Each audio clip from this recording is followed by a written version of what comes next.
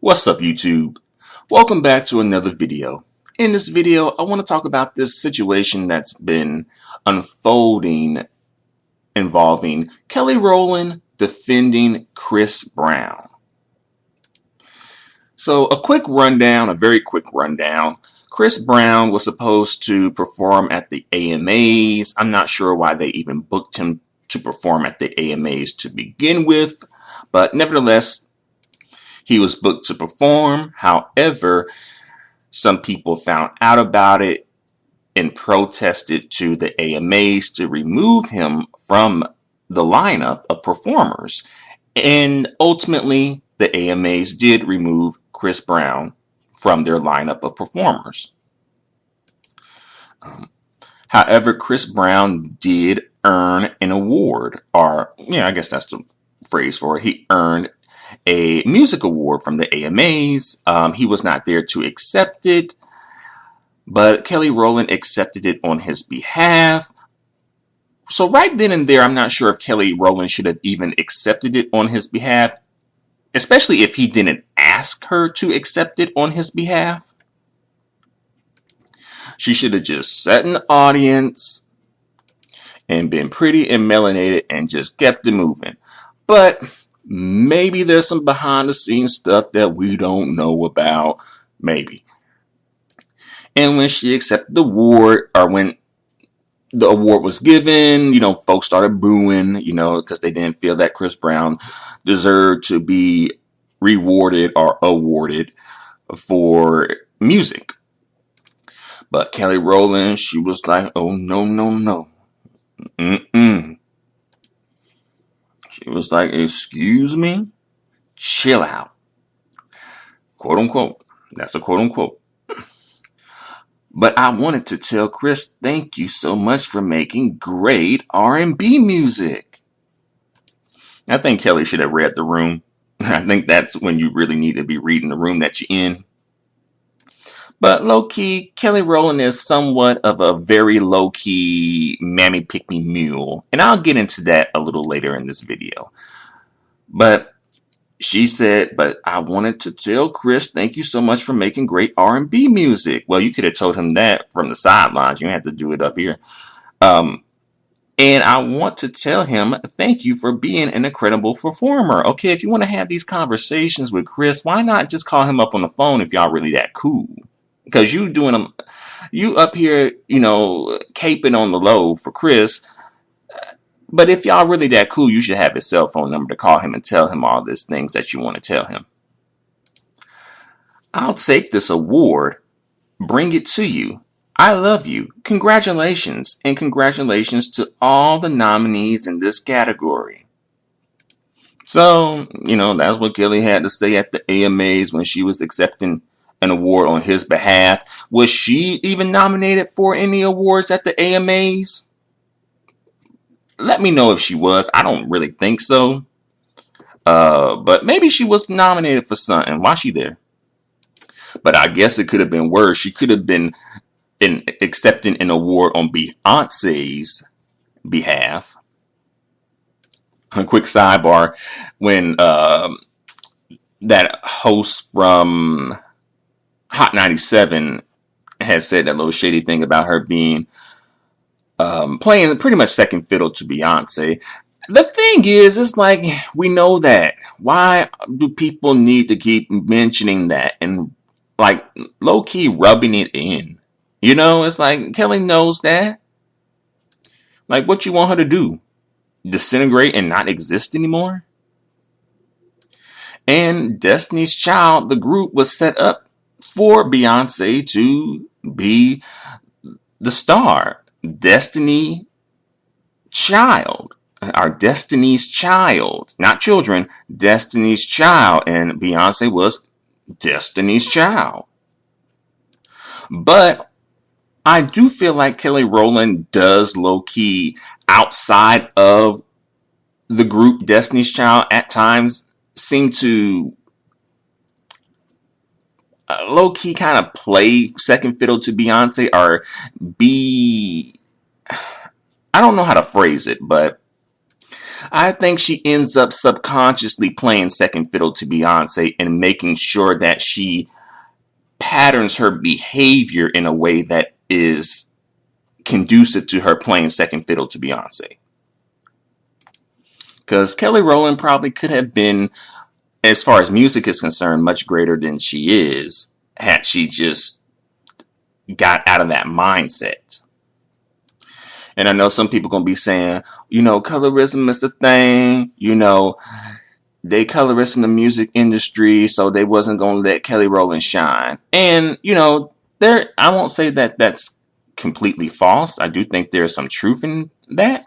But I do think that as well, it's like, well, comparing Kelly Rowland's musical catalog to Beyonce's music catalog, Beyonce probably has the better music catalog. And I'm not really even a huge fan of Beyonce's, solo material like that. I prefer the Destiny's Child type stuff. Yeah. And also, Kelly Rowland did have some good lines in some Destiny's Child songs, like the iconic line from Bills, Bills, Bills. You trifling type of brother, silly me, why haven't I found another, a baller? And also in the song Survivor, right? When she's like, I'm better than that. I'm not going to blast you on the radio. I'm better than that. I'm not going to compromise my Christianity. Y'all know the rest. Kelly Rowland ain't even going to dish you on the internet. Because her mama taught her better than that, right? So, she has just a couple of iconic lines in Destiny's Child that still live on today. The solo stuff, man, I don't know. But let me get back to the topic. I really didn't mean to go on this tangent. Let me get back to this topic here. So, that's what Kelly had to say at the AMAs about Chris Brown. And again, it's like, did she have to accept the award, first of all? Was she, legally obligated to accept this award on Chris Brown's behalf? Was she morally obligated to? Are they really that good of friends? Or did she just volunteer to do it? Something tells me that she volunteered to accept the award on his behalf. For some reason. And also when she accepted the award. Again, I really don't think Kelly Rowland was reading the room. People was giving you a cue that, hey, we ain't really feeling this. Not so much you, Kelly. I don't think it was directed at Kelly, but rather Chris Brown, and she's kind of caught in the crossfire of it. Unnecessarily, right? Putting yourself unnecessarily in the crossfire. And, this could maybe, perhaps, I don't really think so, but, what if this does affect Kelly Rowland's bag? Is Chris Brown going to be coming to Kelly Rowland's defense? Probably not. I really don't think so. But I do wonder, do they really have a friendship? Or is it more so just them being friendly? Because if they really do have a friendship, then, perhaps.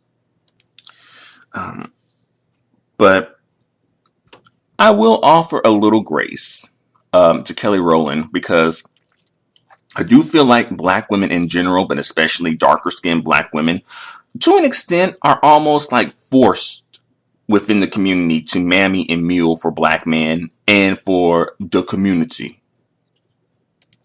Kelly Rowland, she low-key has to do things like this in situations like this to stay in black men's good graces. Because black men will turn on you.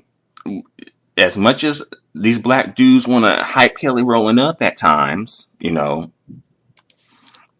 partly so they can be like, I ain't colorist, see, I like Kelly Rowland. I ain't color struck. But as much as they may be hyping her up, best believe these dudes will turn on her in a minute and start tearing her down and saying all kinds of little low-key slick stuff about Kelly Rowland. And also, I feel like Kendra G might be low-key somewhat of a victim of this as well. Maybe. I'm trying to offer grace here. I'm trying to offer grace because sometimes when situations like this happen, I do think that it's very easy to go in on like the darker skinned black women, but then the dudes, oh, it just seems like everyone just pays that no mind or pays them no mind. And then folks want to be on the cancel train talking about, oh, let's cancel Kelly Rowland. She was defending Chris Brown. Oh, let's cancel Normani. She was dancing with Chris Brown in his music video. And I'm like, well, there was a ton of people who defended Chris Brown. And I don't remember the cancel brigade going after them. Also, there were a ton of people who have worked with Chris Brown over the years. I don't remember the cancel brigade going after them. See, that cancel brigade may be suffering from a unconscious or a conscious bias against black women, darker skinned black women especially. But Kelly Rowland, again, her situation, she does have to sort of mammy mule for black men in the black community. Because think about it, had she, first of all, if she just had stayed out of it totally, she probably would be fine. But since she stepped into it, now she got to go all the way with it. So she can't be like, oh, Chris Brown, he made a mistake. And, he got to pay for his mistake. And sometimes when you make mistakes, you can't come back from something like that. She can't be saying that, at least not to black folks, and especially black men. She gonna get canceled. Folks gonna come after her. Black men and black women. Because don't get it twisted, black women be coming after black women too. On the behalf of black men, in order to make sure that they stay in black men's good graces and make sure that they collect their black cane worship points and try to cash them in on Thanksgiving, Christmas, and New Year's. So, to an extent, she's sort of obligated to defend Chris Brown. But again, had she not put herself in that situation, then folks would have just kept it pushing. But, hey, at least Kelly Rowland making the blogs, I mean, we haven't really heard anything about Kelly Rowland in a minute, which is a good thing and is a bad thing because, you don't want to be in the blogs for, the drama like this situation. But, you do want to be in the blogs for something. You weren't supposed to be talking about something. I mean, we sure ain't talking about her music. And she hasn't released a music video in a minute. So, here we are. And another thing that I do want to touch on is the idea of being the exception. That I think a lot of black women seem to, for one reason or another, not all, but enough, seem to feel like that's them. Like they are the exception. Like, for example, women who would call up on to Kevin Samuels' radio show or podcast show, right? As if they are the exception, right? Until they get that wake-up call that, no, you ain't the exception and you can get that work too. Are, black women who participate in the Fresh and Fit show, right? Even though they have made it clear, their thoughts on black women. But, it ain't about me. I'm the exception. I am the chocolate-covered snowflake over here. So that don't really apply to me like that until you get on the show and you find out that, no, it does. You can get that work too. And in some cases, it's not completely their fault for feeling like the exception because sometimes some black men will hype up black women, and juxtapose them and compare them to other black women and give them the better end of the comparison, thus making them feel like, oh, I'm the exception. No, I'm not like that. And I think this low-key is kind of what has happened with Kelly Rowland in a sense because, Kelly Rowland, she has been vocal about colorism, although she is very strategic in how she talks about colorism. She makes sure to talk about it in a politically correct way. as to make sure that she kind of says a little bit of something, but not too much, right? Not too much where someone, particularly black men, could feel offended. Because we can't have black men, especially darker skinned black men, walking around here feeling like they color struck, feeling like there's something's wrong with them for their preference, quote unquote. Even if it's the truth, we can't have that. We can't take that. But, as you guys know, Chris Brown has been accused many a time of being colorist, color struck against darker skinned black women, right? Um, the love interest in his music videos, being heavily rumored that he does not allow darker skinned black women into like his VIP section or his parties. And in situations like that, I'm like, well, are darker skinned black men allowed into these VIP sections and parties? For some reason, I don't think that there is a problem when it comes to that. I don't, because trust me, if that was happening, this would be really a big story. And also, which is oddly a little strange, like, you want the chocolate brothers, but you don't want the chocolate sisters. Okay, that's something. I ain't gonna go there, but y'all know what I'm talking about. And also, what did these like darker skinned black men have to say when it comes to this situation? I mean, they should feel some type of a way that, hey, women with my phenotype aren't allowed into this section, aren't allowed into this party. They should, but it seems like more than enough are going along with it. Again, if this is true, maybe this is just all fabricated and made up. Maybe. I mean, it would be great if that was the case, but I don't know. And again, to be fair, the idea of being the exception, it's not exclusive to black women. Being fair, it's not exclusive to black women. It goes across the board, actually, when it comes to situations like this. Like it goes across racial lines. Like, I feel like this sort of happens when it comes to like Asian people. And I had posted that video a little while ago about Asian people, and some of them, not all of them, banding together and trying to get rid of affirmative action when it comes to college admissions, especially into Ivy League colleges, like Harvard, Yale, Princeton.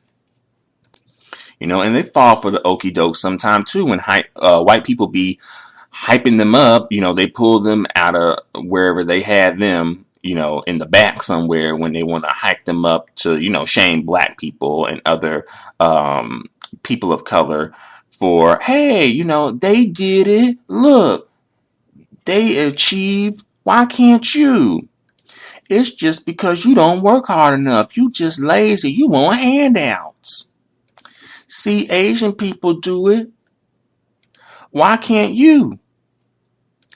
And then some of them get hyped off of it. Not all, but enough get hyped off of it and start kind of going along with it.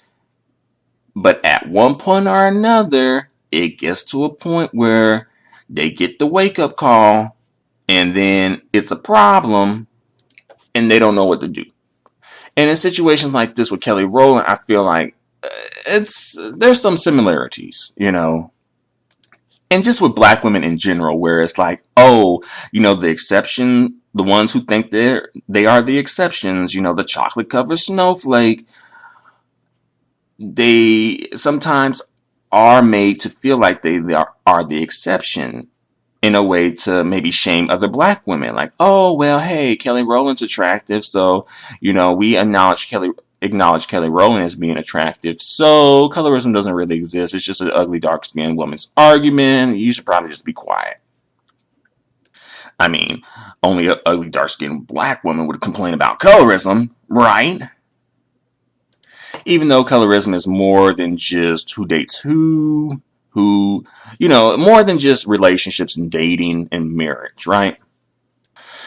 As what's happening over in the Dominican Republic when it comes to uh, like Haitian people right now.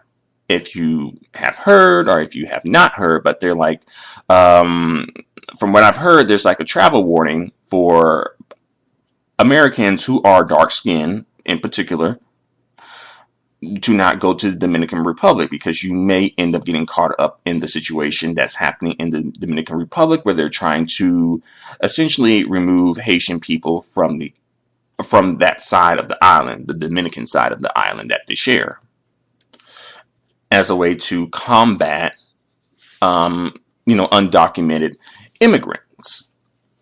But unfortunately, they're going about it the wrong way, and they're going about it in a very reckless way. And basically just going off of, you quote unquote location. So let me, put you into this sail and then deport you back to Haiti, even though you could be straight up American. And like never been to Haiti a day in your life, don't speak Asian Creole, what have you. But that situation is, another video for another day. But back to this situation though. Do you guys think that Kelly Rowland really gets a lot for, the mammy and muling that she does? I really don't think that Kelly Rowland does like a lot of mammying and muling. I think she just makes sure to stay in a certain position. Every now and then she may do a mammy mule thing, but not really. But on the flip side, I feel like could Kelly Rowland go further in like non-black communities, especially like mainstream whiteness, or not whiteness, but mainstream like white media? Possibly. That possibly could have happened. But the thing is, I really think that Kelly Rowland is just very comfortable. And, you got to feel comfortable. And unfortunately, sometimes they're only comfortable in positions that aren't the best positions to be comfortable in. But also, Kelly Rowland, she, of course, dealt with like the colorism crap, but also, domestic, DV, right?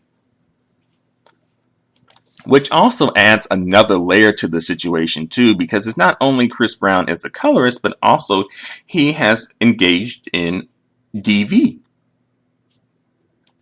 So at least in theory, if you are a woman who has experienced DV and also experienced colorism, seemingly, I'm not even sure how they became friends, quote unquote. But I do know that people do often suffer from the, like, what they call the halo effect, psychologists, where it's like, oh, people, like when you meet people for the first time, that tends to be your impression of them. And they tend, like, if you have a good impression of someone and they do something bad, you may just jump back to the good impression of them. Basically, Kelly Rowland may have met Chris Brown when he was perhaps younger and more wholesome, and she may ultimately still see him in that image, even though he is no longer as young as he was, and he's no longer as wholesome as he was. But I'm going to bring this video to a close. I don't want to go on for too long about this, but I just wanted to come through and just give you my thoughts and opinions on this situation and let you know what I think and ask what you think. So let me know what you think about all of this in the comment section below. Until the next video, adios and goodbye for now.